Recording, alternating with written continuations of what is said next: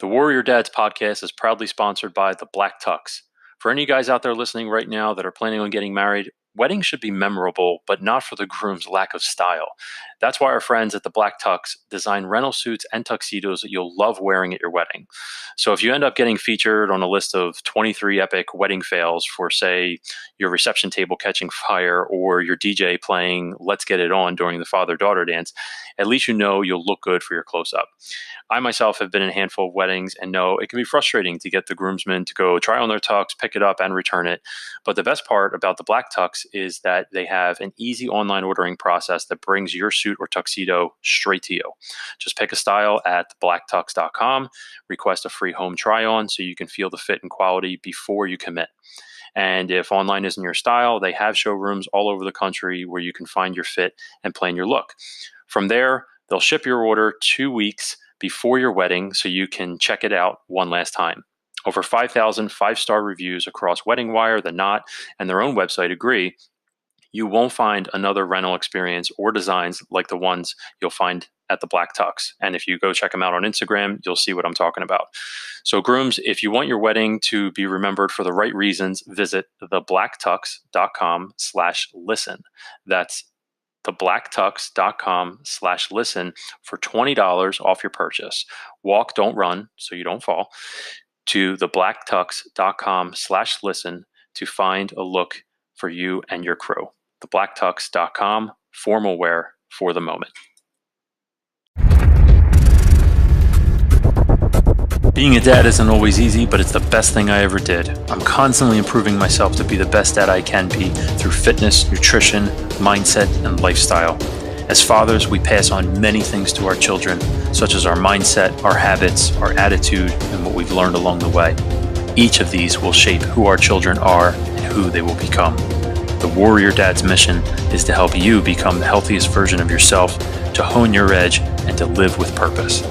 My name is Jim Bertamy, and this is the Warrior Dads podcast. Hey guys, thanks for tuning in for another episode of the Warrior Dads podcast. Today, I am going to be speaking and bringing in a second, Anthony McAndrew. Anthony actually reached out to me, and when I heard why he wanted to be on the podcast, what he wanted to share on the podcast, there was absolutely no way that I was going to say no. Anthony is an Army veteran.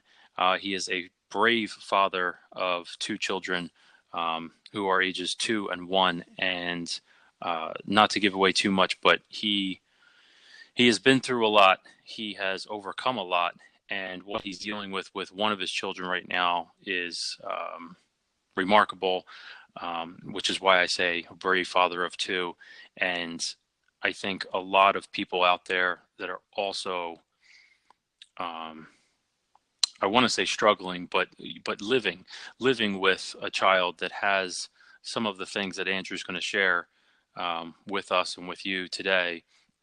I think it's really important for everybody to know that, you know, you're not the only one out there, and that there's things that can be done, and kind of stepping into that mindset of continuing to push through, of overcoming.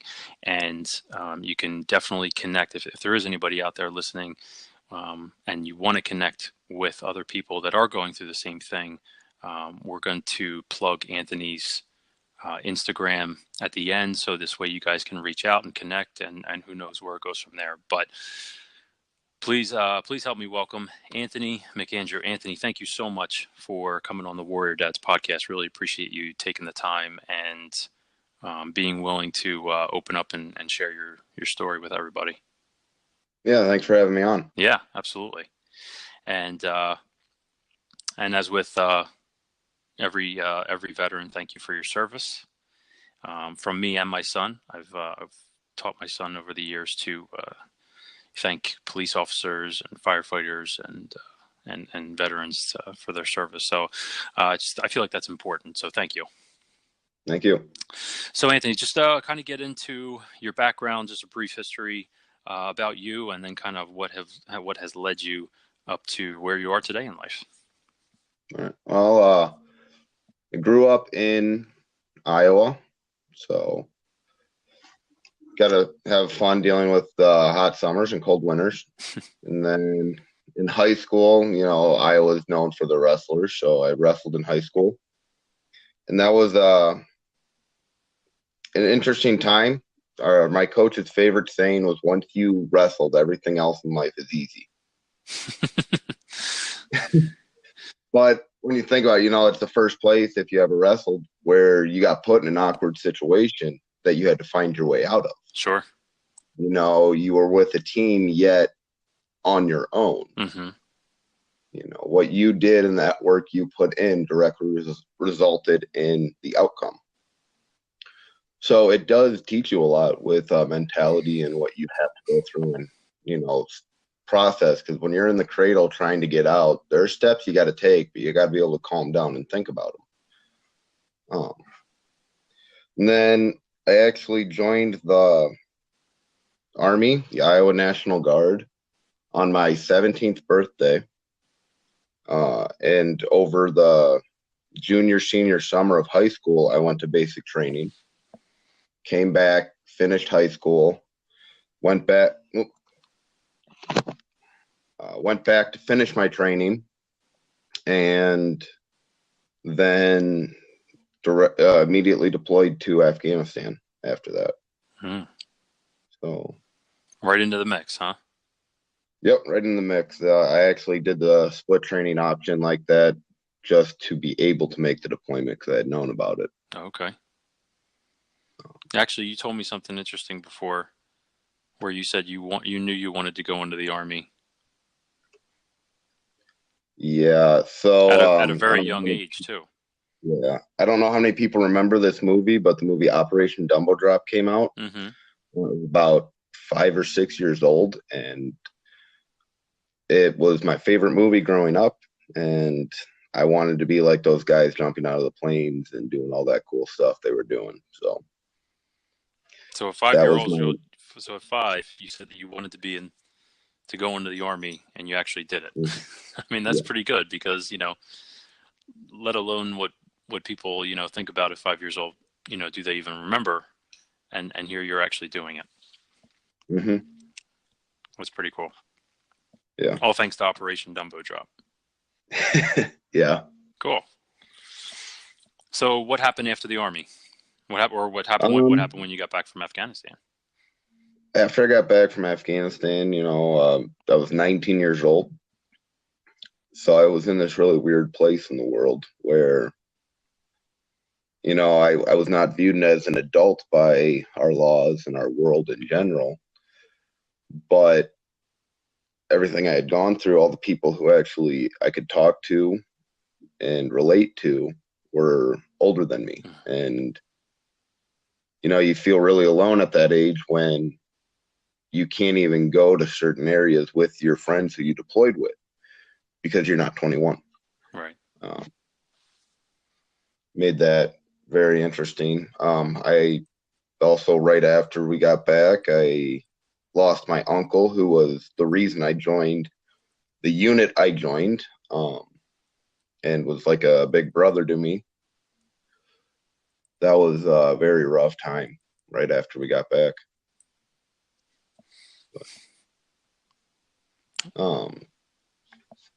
So a couple months after, I ended up meeting my wife for the first time. And, 2 years later, I proposed. And then that's kind of where the story really starts taking off. Mm-hmm. So I was working a job traveling for a living, but I was making a lot of money when we got married. But being in the guard, we have to do our annual training. Mm-hmm. And so we got married, and a week and a half later, I had to go to my annual training. So no honeymoon? We went to the Wisconsin Dells for 4 days. Where'd you go?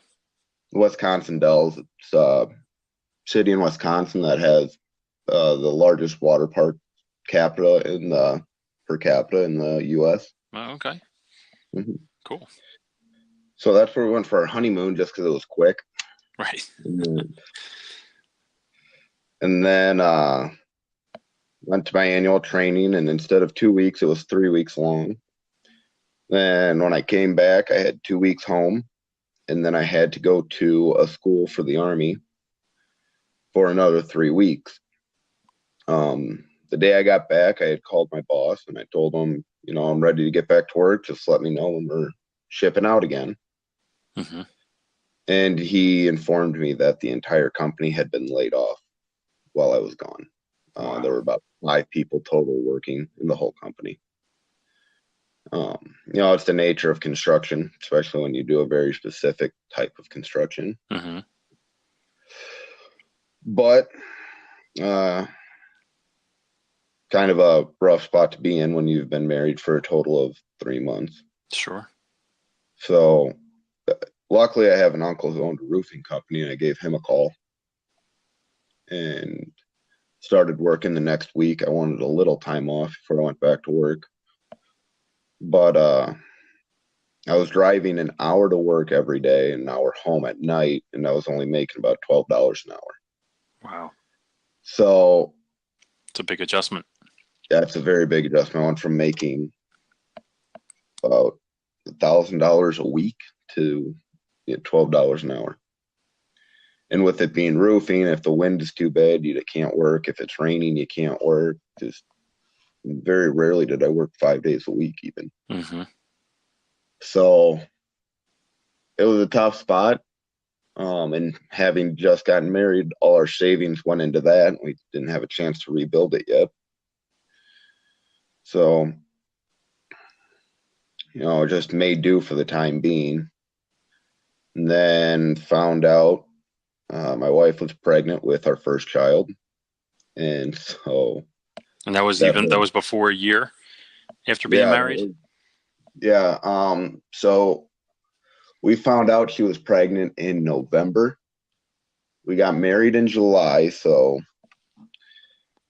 it was a very short period of time there. 4 months.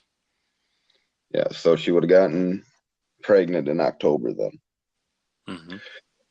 So I needed to change. I couldn't be gone working an inconsistent job and driving 2 hours to and from work every day. So I decided to use the GI Bill and go back to school and then just get a part-time job, because between the GI Bill and the part-time job, things should be able to level out some. Mm-hmm. And picked a degree I really didn't want to do, but I thought there'd be a job at the end for it. I went for computer sciences. Okay. And I'm someone who's avoided technology and computers most of my life. And so wasn't good. It's kind of hard to go from construction in the military to computers, but that's what I chose to do because I figured there was a job market for it. But in this time, you're doing your monthly visits to the doctor and there's still bills to pay. And I felt worthless for a while there because I really couldn't contribute. I was asking family members for money. I couldn't pay for the bills like I was, Mm-hmm. Mm-hmm. There were many times my wife would come up to me just freaking out about how we're not going to be able to pay our bills. How are we going to keep this house? We'll be evicted. And I had to look her in the face and say, don't worry about it. We'll be all right. We always end up getting by. We'll find the money somewhere. And pretty much just lied to her face to try and calm her down. And when I'd walk away, find myself a quiet place, I'd start freaking out and crying. But I'd never let her see that. Right. Because I knew if she was freaking out and knew that I was worried too, it would just get worse. And I couldn't have that. Sure. So throughout this process, we're struggling with our money, struggling with our finances, not sure what to do. We're going to the doctors, and that's probably about our most exciting time of the part of the month was going and seeing the ultrasounds and hearing the heartbeat and just hearing about how he's progressing. And by all means, he was fine. They never had any point for us to worry about. All his measurements checked out. So, it was more, did I lose you there? No, you're good. Okay. It was just very exciting time for us whenever we went there. It was kind of a break from our financial fears. Mm-hmm. And, 9 months goes by. We're still in the same spot we were. I'm bouncing on weekends and she's working at a hotel for $11 an hour. And she wakes me up in the morning after I just gotten back from bouncing to tell me the baby's coming. So we go to the hospital, labor, everything goes fine, no issues. Again, he checks out, they give us a clean bill of health. 2 days later, we're home. About 2 weeks in, we noticed during feeding, he'd always have his right arm real clenched up and next to his face, kind of like he was guarding his food from you. Looked like he was ready to punch you at any time. And we brought it up at first month checkup, and doctor said, don't worry about it. But then it got to other things. We'd never see him really moving his right arm. And that, started worrying us. We thought maybe he's just left-handed or maybe there's something pinched in there. Mm-hmm. And every time I went for a checkup, the doctor said, well, there's nothing we can do until he's 6 months old. But it's also not abnormal for development to be behind. So weren't happy about it, but, we just kept going. And after 6 months, they told us to start going to physical therapy, and they're also going to get an MRI in for us to see what's going on. Mm-hmm. And we had already started doing some physical therapy with him on our own. And that was one of the reasons why we were over worried. Like, every father knows what puffs are. Yeah. You'd put a puff in his right hand and you had to force it into his hand, and he wouldn't even look at it. He wouldn't move his hand or anything. So that kind of was a major thing that, something's wrong. When a 6-month-old isn't going after a puff, there's something wrong. Yeah. So we started doing the physical therapy. We did the MRI, and the MRI was an absolutely terrifying experience because they have to sedate him. And so you weren't allowed to feed him all day. They get there, they give him the IV, they put the anesthesia in, and then you have to leave until the MRI is over. Wow. And how long is that process? That was about an hour, I think. Jeez. And they come and get you and tell you they're waking him up, and before you even get to the room, you just hear the most blood-curdling screams and cries from him because he woke up drugged, surrounded by people he doesn't know, with a bright light in his face. Right. So that was just one of the most gut-wrenching feelings I've ever had in my life. Yeah. And he's how old at this point? 6 months? 7 months? 8 months old at this point. 8. 7 or 8. But yeah, still. Yeah. Oh, and while all this is going on, my wife is in her second trimester with our youngest child. And so we're desperately trying to figure out what's going on to see if it's going to happen again. Mm-hmm. That's becoming our fear now. Is it, genetic? Is it a random accident? Or is it just what are the chances of it happening again? Right. So you're dealing with the current situation and thinking if you're going to have to deal with another situation. Yeah. In another X amount of months. Yeah. Yeah. So, yeah, that's pretty miserable. So what did the MRI find? All right. So the MRI showed that he had had a stroke before he was born.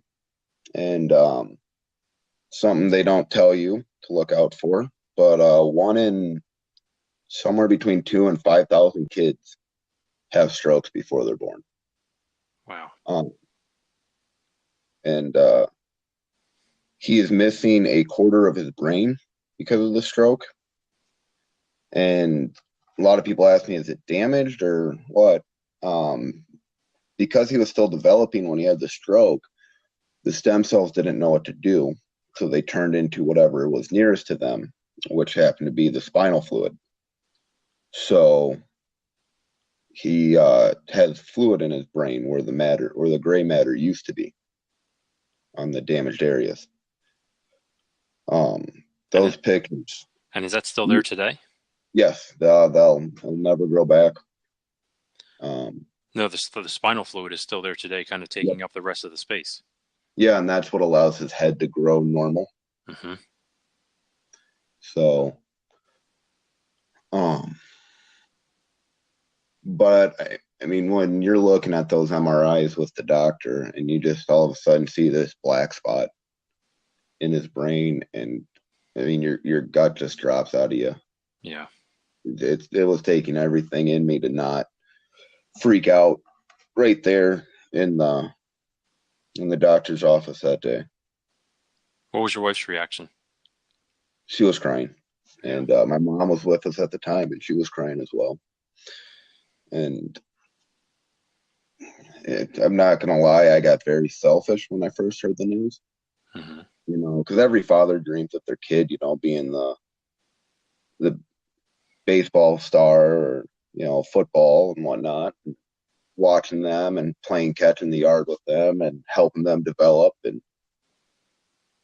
I was felt bad because I would never have that experience with him. Mm-hmm.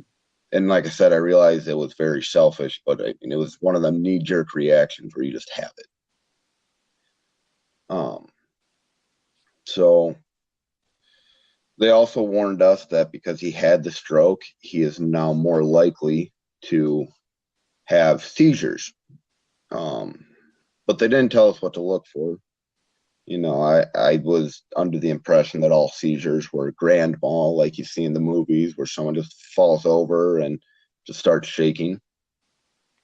Right. And they can be as subtle as a child staring off and being unresponsive. So they vary from those two extremes. So a couple months later, we started noticing his head would drop and his arms would shoot up. But he only did this right after we woke him up or when he was tired and about to go to bed. So we thought he was just falling asleep, and when his head fell, he woke himself up. You know, we didn't think much of it. And till my mom actually told me that we should probably get it checked out. And so we called our doctor, and he said, take him to the ER. You'll be able to get the scans faster if you go to the ER than if I were to schedule them. And so that's what we did. They did his blood work, and he was having seizures, and they were classified as Panama seizures. So Panama, you said? Panama, yeah. I've never heard of that. I hadn't either. What is that? So that is just one of the more minor seizures. So his body still seizes up to some extent. You know, his head will drop and his arms shoot up. And then he'll have anywhere from 2 of them to they will go on for 5 minutes. And it's horrible. Like it'll tear your heart out as a parent. So the only thing you can do is just sit there and hold them and try and calm them down and not cry and tell them that it's going to be okay and it'll be over soon. Yeah. And that's all you can do. You know, when we'd go out to eat and put him in the high chair, we had to bring a pillow with us to put in front of the bar on the high chair, so that way if he had one, he wouldn't hit his head. He couldn't sit within a foot of the table, or he'd hit his head on the table if he had a seizure. So his whole body just collapses, not that his head just goes down. It's his whole body collapses. Pretty much, yeah. But as a baby, Sure. It's not like he has control over anything anyway. Yeah. But yeah, it's And how is he when he comes out of it or when it passes? How is he? that Is like he? nothing happened. Like he would, if you looked at him and you made a funny face, he'd start laughing at you. Just never. I guess that's a blessing in itself, right? I mean, But I mean, just he always just went have. through this ordeal, Yeah. and having this trauma to the body, and well, I don't know. I mean, I'm assuming it's considered trauma, and then you're sitting there waiting for it to pass, and I'm sure 5 minutes feels like half an hour, Yeah. and but at least he's not freaking out at the end of it or crying or in pain or any of the other options that he could possibly experience after something like that. I mean? So just the fact that he's able to smile and be himself right afterwards, like that's why I feel like it's just kind of a blessing. Oh yeah, there would be times where he'd be laughing at you while he's having them, and then there'd be times like if he wanted to go to bed, but these are what's keeping him awake, he'd be crying. Hmm. You So know, the he's kid able to was, process a lot of stuff. Then it seems like you're holding him, telling him it's going to be okay, just relax, trying to console him. He's hearing all that, right? It's all being oh processed yeah, by him. he's very, very intelligent. We actually the last time we went to see the specialists, they told us cognitively he's actually ahead of where he should be. Wow. Um, but so we got the seizures to stop, and going to therapy literally weekly. And we had our second kid by this time, and he's healthy. Um, it's very different, mentality wise and whatnot, just like having any kids that are. But Hmm. I found I'm actually harder on my oldest child with all of his issues than I am with my youngest. Um, Why do you think that is? I need to be. So like if, Harder how?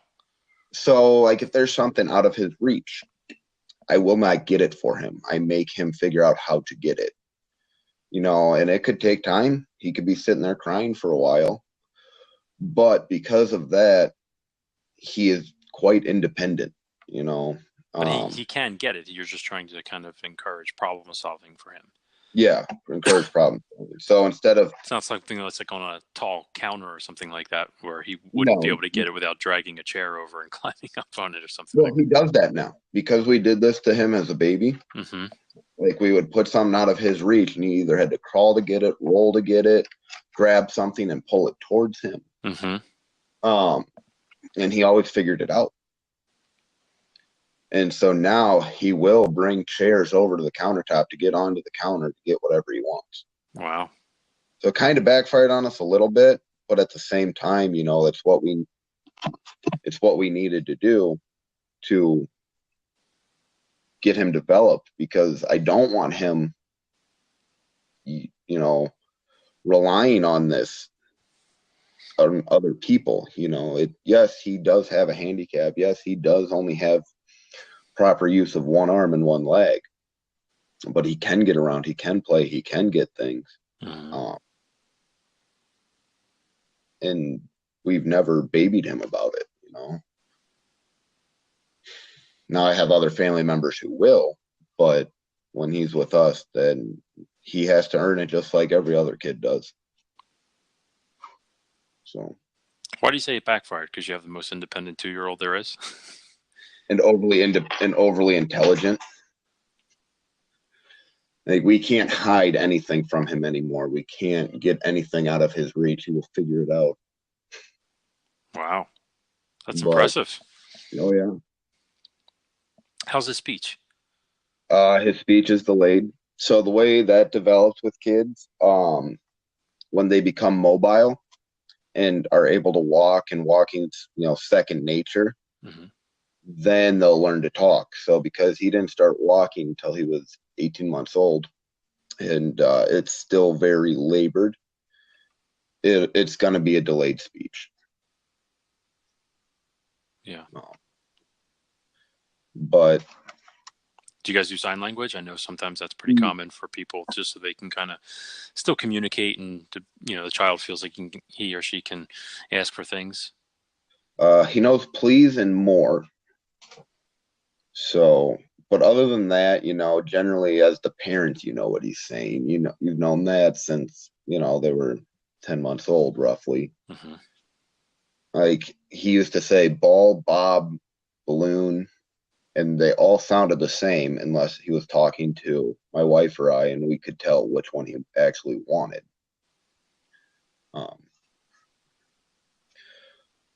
But so right now, he's actually in the living room watching TV and happy as can be. Nice.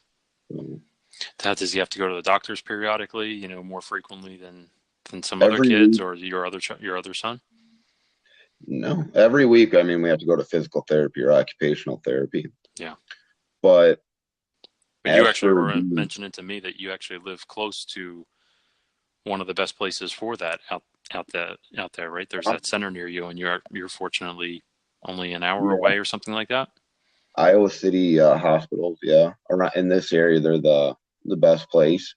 But I mean, just his regular every week, we don't go there. Mm-hmm. We go there 4 times a year, Right. just to kind of do a checkup and um, diagnostic of where he's at.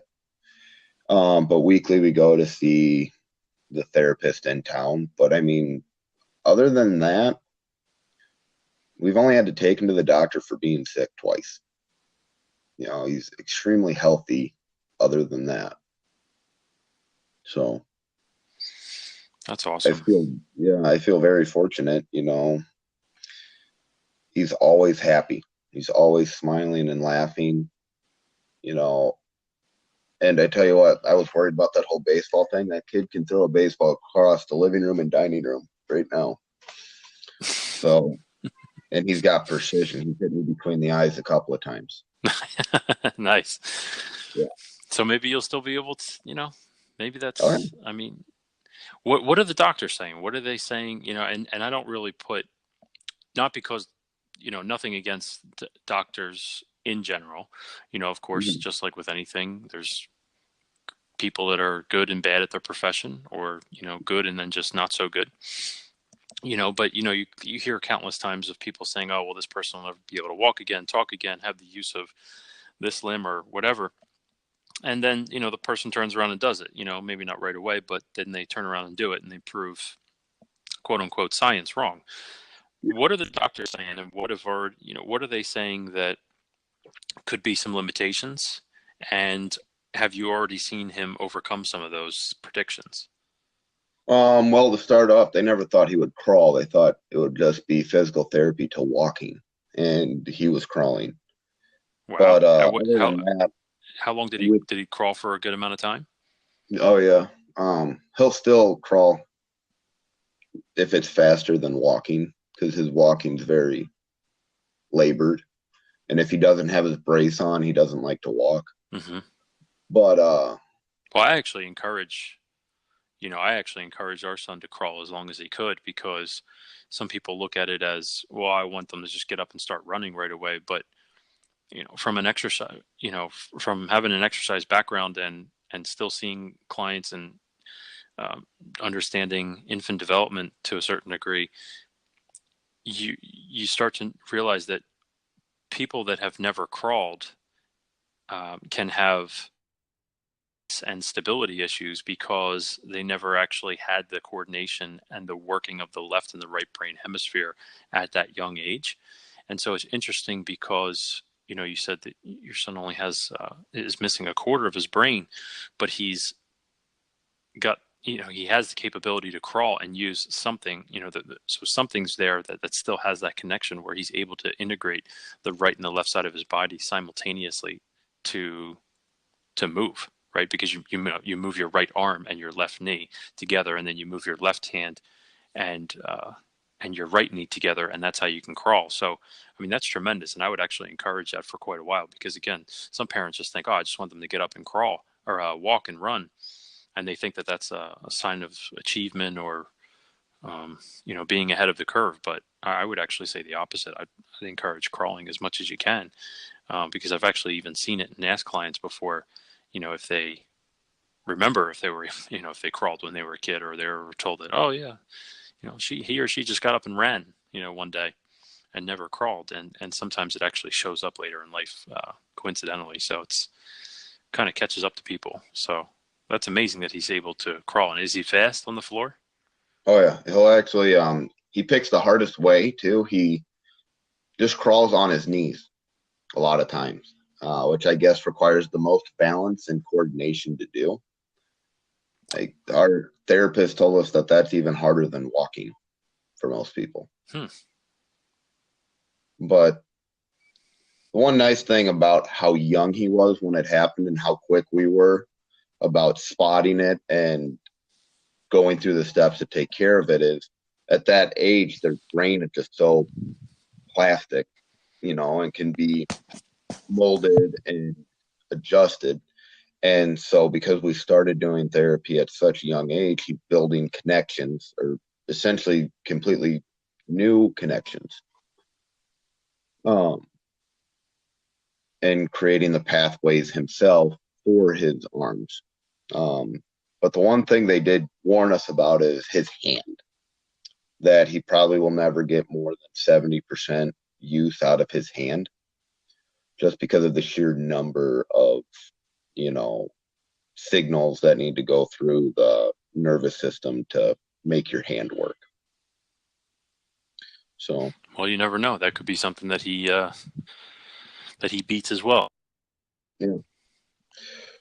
Yeah, we never stop looking at ways for therapy too. Like I just went and bought him a punching bag the other day that requires him to stand up and use both arms and kick with both legs, and he's also balancing on his bad leg to do the kicks and whatnot. So, I've always been trying to figure out different ways to work with him to help develop him. Mm-hmm.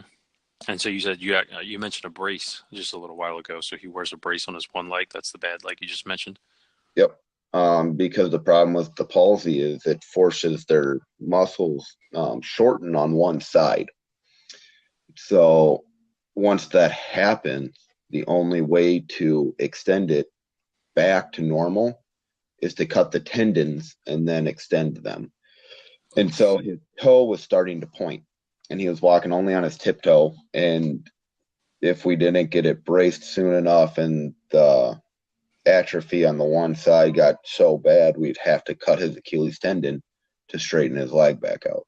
Oh my gosh. Yeah, and I did not want to put him through that. So we got the brace as fast as I actually yelled at our therapist until she agreed to give the brace. But she was giving pushback? We ended up, we got a new therapist about 6 months ago. That we loved our old one, just moving on, new training, stuff like that. We just ended up with a different therapist who hasn't been working with us from the beginning. And just we had different views on things, but I pretty much will argue and fight with anyone that will have a view that I think could be damaging to my kid. And a lot of it goes back to the Army. You always want to be prepared and, preventative maintenance, thinking ahead. Mm-hmm. And so to me, I would rather get him in the brace as soon as possible to prevent further damage and possibly having that surgery. Yeah, absolutely. I mean, if let's say the surgery had to happen, but there was a big chance, quote unquote, had to happen, but there was a big chance that the brace could fix it. Why wouldn't you do the brace? Why roll the dice? Well, she just wanted to wait on the brace for a little bit, just keep seeing how stretching could be. Because the other fear is that if you develop the dependence on the brace, the muscles won't develop properly. So I understand it, Mm-hmm. but in my eyes, we had been doing therapy and stretching for 18 months, and it's been getting worse. And it's affecting his ability to walk. So I just want So with that kind of data, 18 Yeah. months, you should definitely see some improvements. And if it's getting worse, then you can only keep doing the same thing over and over again. Yeah. You know, so yeah, I mean, that's good. That's good that you pushed for it. And I'm glad to hear that you did, because obviously, like you said, I mean, I wouldn't want it for my own son either, to have him have his tendon cut, because then he's going to have to go under again and all that stuff. And that's also not good when they have to put them out, just from health reasons, to your bacteria, your good bacteria, your bad bacteria in your gut and all that kind of stuff. So if you can Yeah. avoid surgery, avoid it. Well, another thing is because that's such a major surgery, and I can't explain to him the reason we're doing it and how it might actually benefit him. He's just going to feel a lot of pain. Yeah. And so it was one of them things where they told us the brace might not even fix, and we still might need to do the surgery down the road. But that's also a decision he can make at that point. Do you mind being in a wheelchair on crutches, or do you want to do this surgery and maybe you can keep walking? Mm-hmm. And that way he understands what he's getting into. Because, I mean, after dealing with the seizures and not being able to explain to him what's going on and that it will just pass and everything will be okay, I don't want to have to go through that again with something this major. Yeah.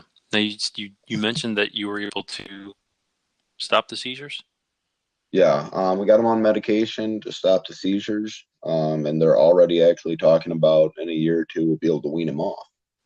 Wow. So when's the last time you had one? But 2 months after my youngest son was born, Okay. about probably about 18 months now, That's great. 18, 20, somewhere in there. So how are you adjusting with all of this? And you hear this news. I know you said you kind of went to that selfish place, and now it actually sounds like you might have never even needed to. But obviously, you hear that news, and then what did you have to do to pick yourself up out of that? If somebody's listening to this right now and they're hearing that news for the first time, or they just heard that news for the first time, what did you do to help yourself out of that situation, out of that mind frame, and what would you recommend for that person listening? Um, I think it goes back to with the military and wrestling in high school, being in them terrible situations. Eventually you get out of them, you know. Everyone has their own way of getting out. For me, I can generally always find good in a situation. It took me a little while with my kid, but What was that? What eventually, was the good that you started to see or focus on to kind of get your mind in that right space? Because the sometimes key, people, if you're, you mentioned that you have the ability to see the good in a lot. Some people don't have that. So, maybe give people a couple things that you actually were able to see the good in. oh yeah, Um, yeah. yeah. It's I might not be able to go, and my son may never be, the star athlete, but I still have his son. He's I still have a companion, someone who I can, go and watch games with, or go camping with. Still, he's healthy. Other than that, the stroke, I've almost never had to take him to the doctor. Twice in 2 years we've had to take him to the doctor for being sick. He's happy. He's going through therapy and every doctor's checkup and appointment, and he's smiling and laughing, and you can't break the kid. He's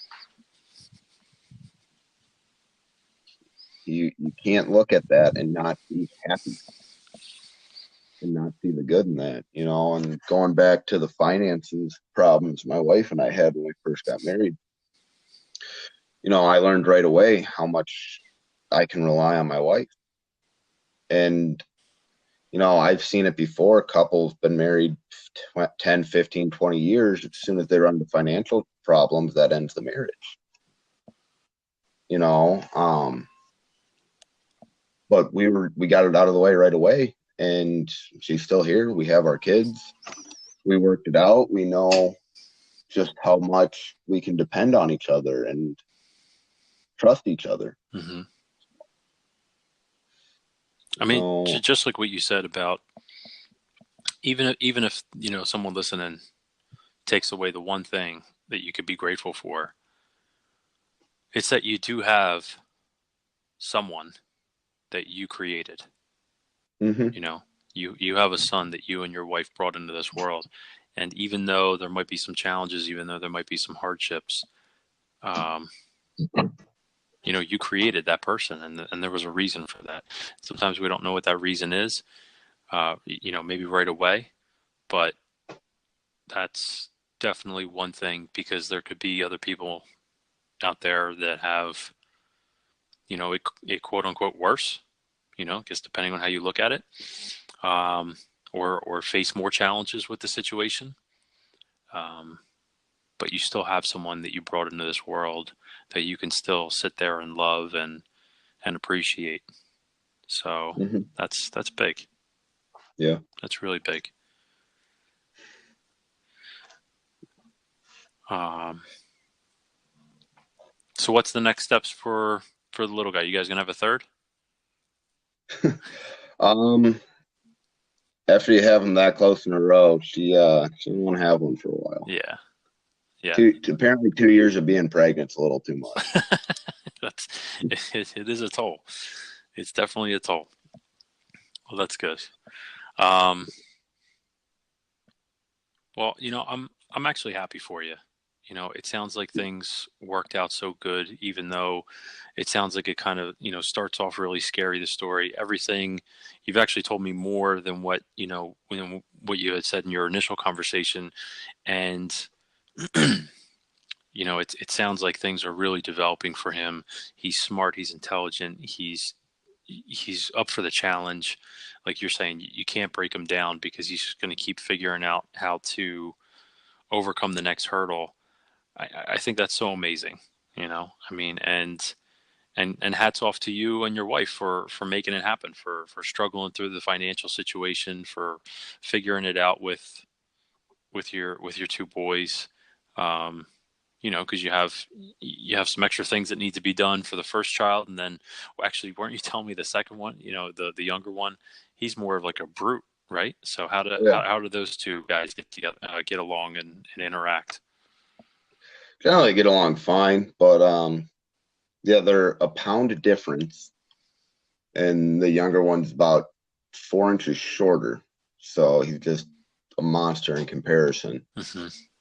And so if he wants something, he'll get his way, not just because his size, but also, he has four fully functioning limbs. But that's another thing where when they're fighting over stuff, we don't pick sides. We don't say one, we don't favor our oldest with his handicaps. He's going to have to learn to fight for himself as well. So we actually, our doctor told us it's a good thing that we have them and that they fight, because it'll toughen him up. Yeah, I was actually thinking that as you were saying that he'll definitely get stronger from having his brother. Yeah. Well, and actually, his brother's kind of been the inspiration, which is funny. The youngest one started to crawl, and then a week later, our oldest did. Youngest one was the first to walk, and within a week, our oldest started walking. So it's it's been great motivation for him, if nothing else. Yeah. Wow, it sounds like an awesome team. Hopefully they continue that as they get older, you know, Uh, and understand that, and maybe that's something that, you and your wife tell them and share with them at some point. It's just like you guys sounds like a perfect team.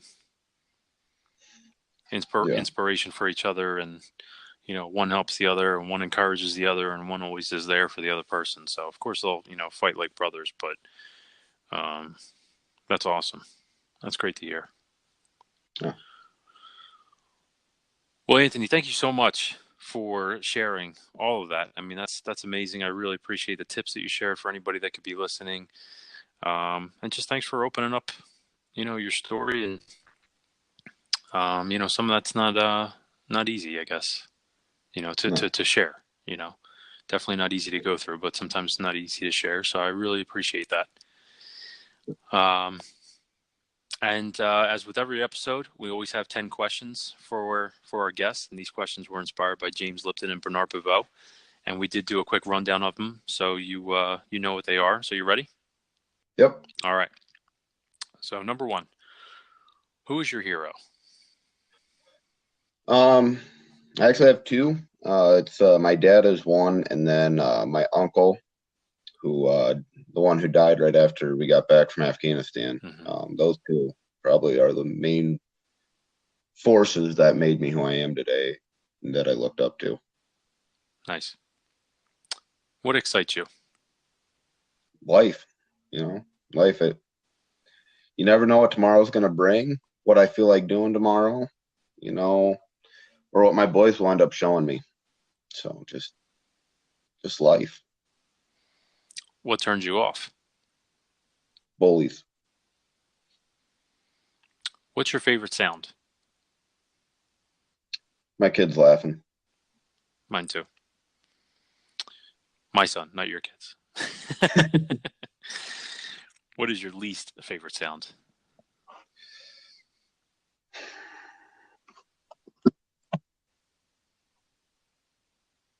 Whining. That's a common one.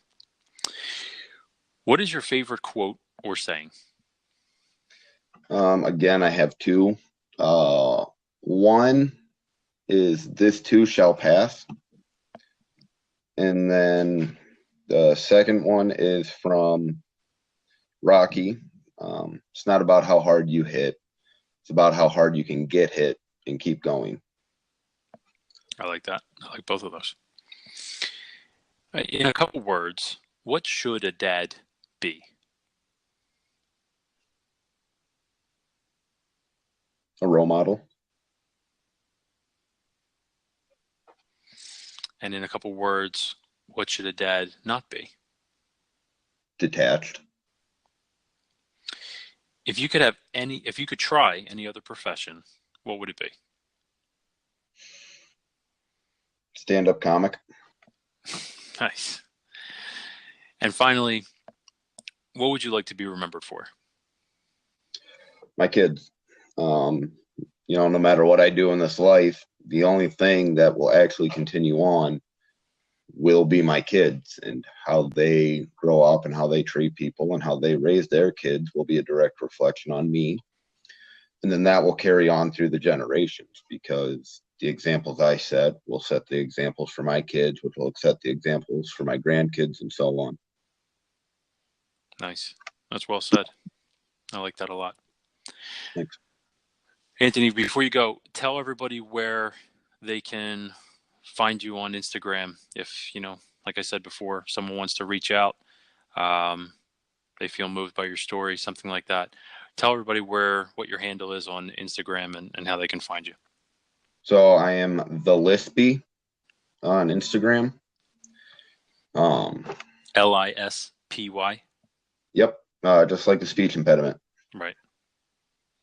The Lisp. So it's at the Lispy on Instagram. Yep. Okay. Well, again, thank you for taking the time to come on the Warrior Dads podcast. I really appreciate it. Really appreciate the story. Loved what you had to share.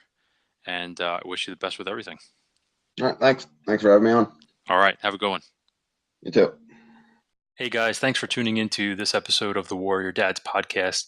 If you like this podcast and want to support it, please subscribe, leave comments, and share it with someone you think would benefit from listening as well.